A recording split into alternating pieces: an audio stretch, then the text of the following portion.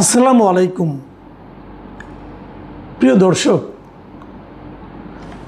অন্তর্বর্তীকালীন সরকারের আমলে যে জাতীয় নির্বাচনটা হলো, যে নির্বাচনের মাধ্যমে আমরা একটা সরকার পেলাম, একটা জাতীয় সংসদ পেলাম, বিরোধী দল পেলাম, এবং যে নির্বাচনকে অন্তর্বর্তীকালীন সরকারের প্রধান ডক্টর ইউনূস বলেছিলেন যে ইতিহাসের সর্বশ্রেষ্ঠ নির্বাচন, ওই নির্বাচনের এরকম সুনাম প্রশংসা আমরা ওই সরকারের সুবিধাভোগী অনেকের কাছে শুনেছি। সেই নির্বাচন নিয়ে এখন প্রশ্ন উঠেছে। প্রশ্ন কে তুলেছেন? প্রশ্ন তুলেছেন সংসদের বিরোধী দলীয় নেতা ডাক্তার শফিকুর রহমান, যিনি জামাতেরও আমির। তিনি বলেছেন ওই নির্বাচনে ষড়যন্ত্র করে জামাতের নেতৃত্বাধীন 11 দলীয় জোটকে হারিয়ে দেওয়া হয়েছে, এবং সেই ষড়যন্ত্রে অন্তর্বর্তী সরকারও ছিল জড়িত। যদি এমন হতো ষড়যন্ত্রটা কেবল বিএনপি করেছে, তাহলে আমরা বিএনপিকে দোষ দিতে পারতাম, কিন্তু কেবল বিএনপি না, সেই ষড়যন্ত্রটা অন্তর্বর্তী সরকারও করেছে, এর সঙ্গে জড়িত ছিল। তার মানে অন্তর্বর্তী সরকার ছিল নির্বাচনে সব কিছু করার জন্য, তার তত্ত্বাবধানে নির্বাচন হয়েছে, এবং সেই সরকার নিজে ষড়যন্ত্র করেছে যে জামাতকে হারিয়ে দেওয়ার জন্য। তারপরেও জামাত অনেকগুলো আসন পেয়েছে, না হলে জামাত হয়তো ক্ষমতায় আসতো। এই যে অভিযোগটা উনি করলেন নির্বাচনের পুরো 4 মাস পরে। ফেব্রুয়ারিতে নির্বাচন হয়েছে, ফেব্রুয়ারি 12 তারিখে, তখন মার্চ, এপ্রিল, মে, জুন, জুলাই, আর 4 দিন পরে 5 মাস হয়ে যাবে। 5 মাস পরে উনি অভিযোগ করলেন। তো 5 মাস পরে যে অভিযোগটা হয়, সেটা কিন্তু হিট অফ দ্য মোমেন্টের অভিযোগ হয় না। অনেক সময় মানুষ হুটহাট কিছু একটা বলে ফেলে, এবং সেই বলাটা হয়তো তাৎক্ষণিক উত্তেজনার বশে হতে পারে, রাগান্বিত হয়ে যাওয়ার কারণে হতে পারে, ইমোশনাল কারণে হতে পারে। তো 5 মাসে ইমোশন নিশ্চয়ই থিতিয়ে গেছে। এখন ওনারা যেটা বলছেন, এটাকে আমি আবেগ বলবো না, বরঞ্চ আমি ওনাদের যুক্তিগ্রাহ্য অবজারভেশন বলবো। ওনারা হিসাব নিকাশ করেছেন, বিভিন্ন তথ্য প্রমাণ সংগ্রহ করেছেন, এবং তারপর অভিযোগ করেছেন। এই অভিযোগের লক্ষ্যবস্তুতে আছে দুইটা পক্ষ।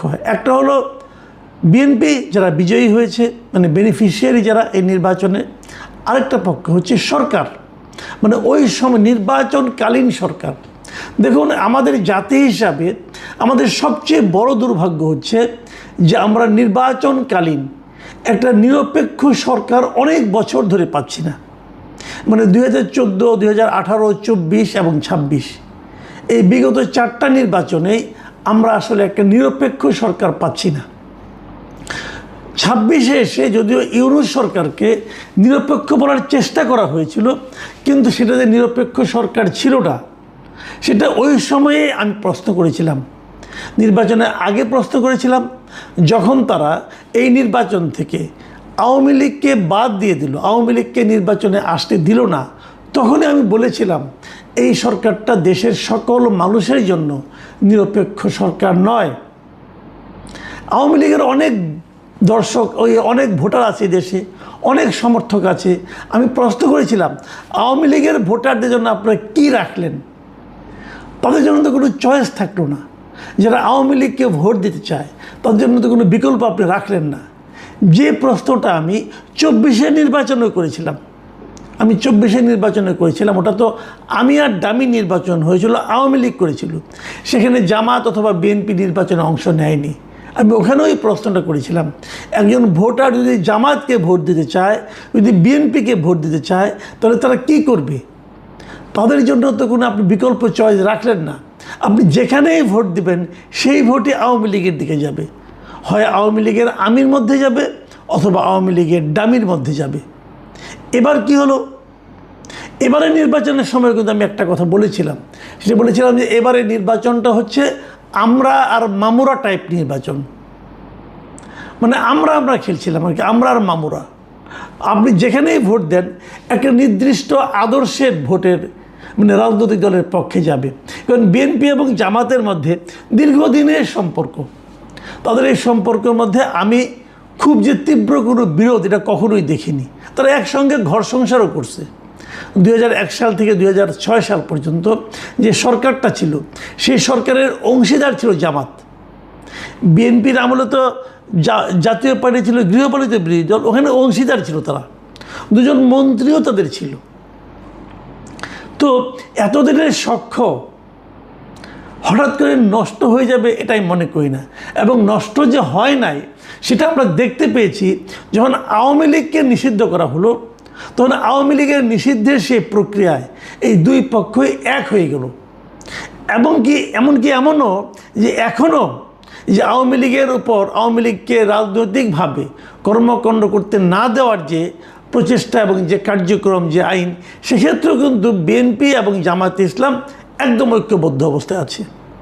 কাজেই ওনাদের সম্পর্ক হলো আমরা আর মা, হয় না এরকম? দেখবেন যে মামা ভাগ্নের মধ্যে মাঝে মাঝে ঝগড়া বাঁধে, ঝগড়া নিয়ে মারামারিও হয় টুকটাক, কিন্তু বৃহত্তর স্বার্থে প্রশ্ন যখন আসে তখন মা ভাগ্নে আবার এক হয়ে যায়।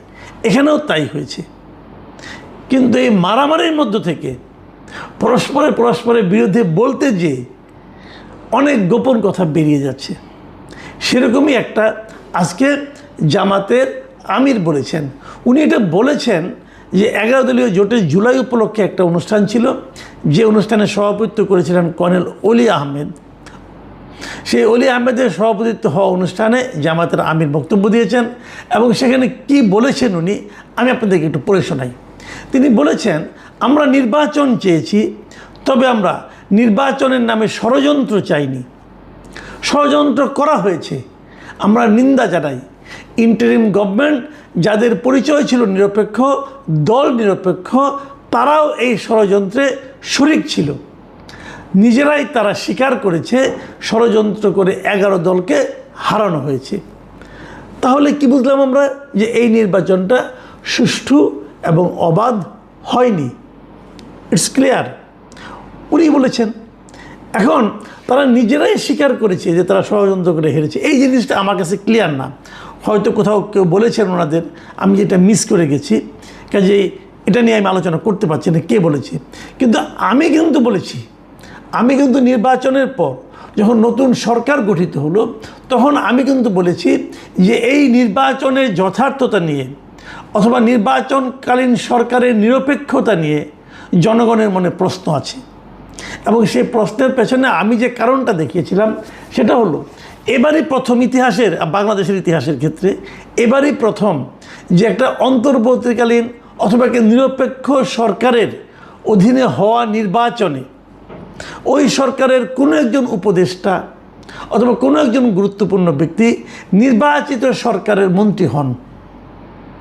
এবার এটা নাকি আমাদের ডক্টর খলিলুর রহমান, উনি এই সরকারের পররাষ্ট্রমন্ত্রী হয়েছেন। এটা হওয়ার মাধ্যমে প্রমাণ হয়েছে যে ওই সরকার, মানে ডক্টর খলিল যে ক্যাবিনেটের মেম্বার ছিলেন, সেই ক্যাবিনেট বিএনপির পক্ষে নির্বাচনে কাজ করেছে। না হলে বিএনপি কেন ওই সরকারের একজন প্রতিনিধিকে তার মন্ত্রী পরিষদে রাখবেন? রাখার তো কোনো লজিক নাই। এবং এটা বলার মাধ্যমে অন্তর্বর্তীকালীন সরকার বলেন অথবা তত্ত্বাবধায়ক সরকার বলেন, এই যে কনসেপ্টটা, যে কনসেপ্টের জন্য বিএনপি, জামাত সহ সকল বিরোধী দল এবং দেশের মানুষ আওয়ামী লীগ সরকারের বিরুদ্ধে আন্দোলন করেছে, সেই কনসেপ্টটাই উনি ধ্বংস করে দিয়েছে এই সরকার। ডক্টর খলিলকে বানিয়ে, কেবল ডক্টর খলিলই না, ওই সরকারের আরও একজন সুবিধাভোগী, ওই সরকারে যিনি অ্যাটর্নি জেনারেল ছিলেন মিস্টার আসাদুজ্জামান, তাকেও কিন্তু এই সরকার আইনমন্ত্রী বানিয়েছে। এই দুটো ঘটনার মাধ্যমে মনে করা যায়, আমি মনে করতেই পারি অথবা আমি সন্দেহ করতেই পারি যে ওই সরকার বিএনপির সঙ্গে তাদের একটা গাঁট ছাড়া ছিল, যে তোমরা আমাদের এই 2-3 জন লোককে পুনর্বাসিত করবে, বিনিময়ে তোমাদের আমরা পাশ করার ক্ষেত্রে হেল্প করব। এখন এখানে কিন্তু জামাতে ইসলামের আমিরের যে অভিযোগ তার সঙ্গে কিন্তু একটু মিল পাওয়া যাচ্ছে। এখন দেখুন, ক্ষমতায় বিএনপি আসবে না জামাত আসবে না এনসিপি আসবে, এটা নিয়ে কিন্তু আমি খুব একটা বদার্ড না, আমার কোনো মাথা ব্যথাও নেই। কারণ এই 3 দলের কোনো দলই আমি করি না, কোনো দলের সঙ্গে আমার এমন কোনো সম্পর্ক নেই যে তারা জিততে পারে আমার খুব একটা অর্থনৈতিক অথবা অন্য কোনো একটা সুবিধা হয়ে যাবে। 6 মাস তো প্রায় হয়ে গেল, কারো কাছ থেকে কখনো কোনো সুবিধা নেইনি। কাজে আমার ওইটা জায়গায় আপত্তি না, আমার আপত্তিটা অন্য জায়গায়। সে আপত্তিটা হলো, তাহলে আমরা জনগণ কি প্রকৃত অর্থে একটি অবাধ এবং সুষ্ঠু নির্বাচন পাবো না?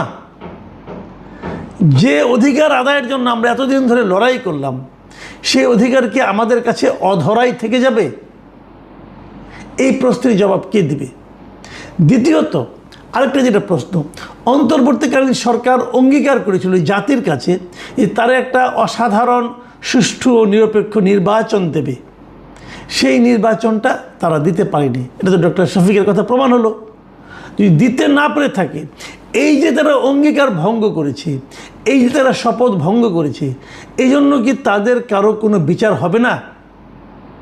নাকি এই শপথ ভঙ্গ করবে এই প্রত্যাশাই ছিল বিএনপির যারা বিজয়ী হয়েছে? তারা কি এই শর্তেই বলেছিল যে তোমরা শপথ ভঙ্গ করো, তোমরা আমাদের পক্ষে ষড়যন্ত্র করো এবং সেই জন্য তোমাদেরকে পরবর্তী সময়ে আমরা পুরস্কৃত করব? এবং সেই পুরস্কার কিন্তু চলছে। 2 জনকে মন্ত্রী বানানো হয়েছে এবং অন্তর্বর্তীকালীন সরকারের বিভিন্ন অপকর্মের ব্যাপারে যতগুলি মামলা, যতগুলি অভিযোগ আসছিল, তার কোনোটাই এই সরকারের আমলে তেমনভাবে গুরুত্ব দেওয়া হচ্ছে না। একাধিক উপদেষ্টার এপিএস তাদের বিরুদ্ধে দুর্নীতির অভিযোগ দুদকে ছিল, সেগুলো থমকে আছে। হামের টিকা নিয়ে কেলেঙ্কারি, সেটাকে কেন্দ্র করে এক উপদেষ্টার বিরুদ্ধে মামলা করতে যাওয়া হয়েছিল, সেই মামলা গ্রহণ করা হয়নি, মামলা নেওয়াই হয়নি। আবার অনেকের দুর্নীতির অভিযোগগুলির যেগুলো থেকে সরাসরি আলোচিত হয়েছে বিভিন্ন সময়, টাকা পাচার যে হয়েছে এটা সবাই জানে। আমরা তো দেখেছি যে সুইস ব্যাংকে টাকা পাচার হয়েছে, এই বছর কতটুকু পাচার, আগের চেয়ে বেশি পাচার হয়েছে, তো সেই টাকা তো এরাই পাচার করেছে। আমরা দেখেছি টিআইবির যে ছিল আপনার, ওনাদের যে জরিপ ছিল, সেই জরিপে তারা দেখিয়েছে এই সরকার বলে আগের চেয়ে দুর্নীতি বেড়েছিল অন্তর্বর্তীকালীন সরকারের, মানে 2025-এর পুরো বছর মিলে। তো সেটাও তো দুর্নীতি। এর কোনোটারই কিন্তু কোনো বিচার করা হয়নি। সব মিলিয়ে আমরা কী ভাববো? আমি বলবো যে আমি মনে করি যে দেশে এই জাতি আমরা সবাই নির্মমভাবে প্রতারিত হয়েছি। সেই প্রতারণার পেছনে মূল কলকাঠি নেড়েছে পূর্ববর্তী সরকার, মানে অন্তর্বর্তীকালীন সরকার এবং বর্তমান সরকার, অথবা অন্য কেউ, কিন্তু আমরা প্রতারিত হয়েছি। আমি ডক্টর শফিকুর রহমান উনি অন্য প্রসঙ্গে কথাগুলি বলেছেন। ওনার প্রসঙ্গটা হলো ওনার গণভোট নিয়ে। যদিও আমি নিজে ব্যক্তিগতভাবে গণভোটের পক্ষের লোক না, আমি মনে করি গণভোটটাই অবৈধ ছিল, সেটা অন্য প্রসঙ্গ। কিন্তু উনি যে অভিযোগটা তুলেছেন, এই জন্য ওনাকে আমি একটু ধন্যবাদ দিতে চাই যে সত্য কথা বলতে হবে। উনি অবশ্য বলেছেন, পত্রপত্রিকাগুলো আমি যে হেডলাইনগুলো দেখলাম সেগুলো আমার খুব ইন্টারেস্টিং মনে হয়েছে। প্রায় সকল মিডিয়ায় হেডলাইন করেছে যে ষড়যন্ত্র করে আমাদেরকে হারানো হয়েছে, প্রায় সকলেই। একমাত্র প্রথম আলোর হেডলাইন ছিল ডিফারেন্ট। প্রথম আলো হেডলাইন করেছে সেদিন রিভোল্ট করলে বিশৃঙ্খলার শেষ কোথায় গিয়ে দাঁড়াতো কেউ জানে না। তার মানে প্রথম আলো বলতে যাচ্ছে যে দুর্নীতি যে হয়েছে, নির্বাচনে যে ষড়যন্ত্র হয়েছে, এটাকে তারা সামনে আনতেছে না। তারা সামনে আনতেছে যে দুর্নীতি হয়েছে, ষড়যন্ত্র হয়েছে, কিন্তু জামাত কেন রিভোল্ট করে নাই, সেটাই তারা কিন্তু শিরোনামে নিয়ে এসেছে। এটাও একটা ইঙ্গিতপূর্ণ বিষয় কিন্তু।